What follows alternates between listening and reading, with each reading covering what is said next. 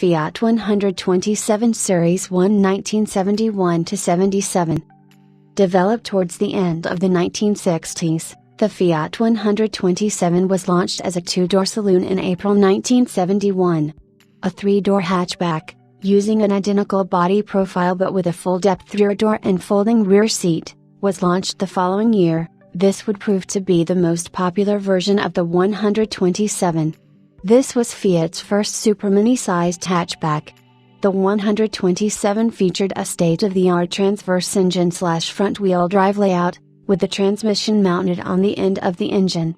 Both design ideas had been fully vetted by Fiat, using its Autobianchi subsidiary 1964 Primula, 1969 A112 and A111, precisely because the models were not targeted for large production. The larger Fiat 128, launched in 1969, was the first Fiat badged car to use the same transverse powertrain layout.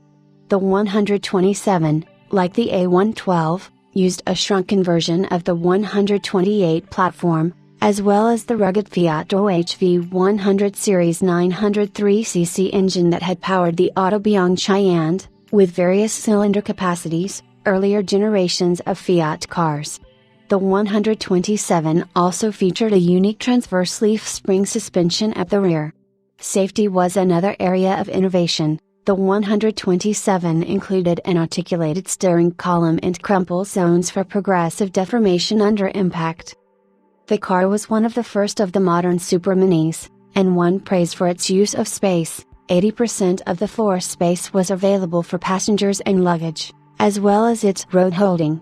It was launched a year before the comparable Renault 5, and before the end of the 1970s. Most mass-market European manufacturers were producing similar cars, including the Ford Fiesta and Volkswagen Polo, while General Motors added a three-door hatchback to the Opel Kadett range, which was reworked for British production and sold as the Vauxhall Chevette. The 127 was also one of the more popular imported cars on the UK market, peaking at more than 20,000 sales in 1978. It was also the first car fitted with an all-polypropylene bumper on steel support. The 127 was an instant success, winning the European Car of the Year award for 1972, and quickly became one of the best-selling cars in Europe for several years. It was the third Fiat in 6 years to receive this accolade.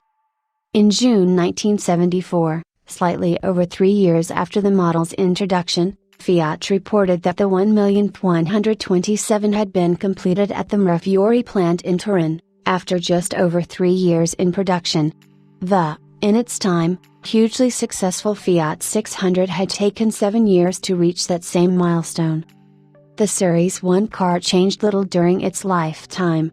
However, in May 1973 saloons became available in both standard and deluxe versions. In 1975 the 127 special variant was released, which featured a restyled front grille and detail changes to the interior. The deluxe version was differentiated by its reclining front seats and opening hinged rear side windows as standard equipment. During the next couple of years the Fiat 850, which had initially been marketed alongside the 127, was withdrawn from most markets.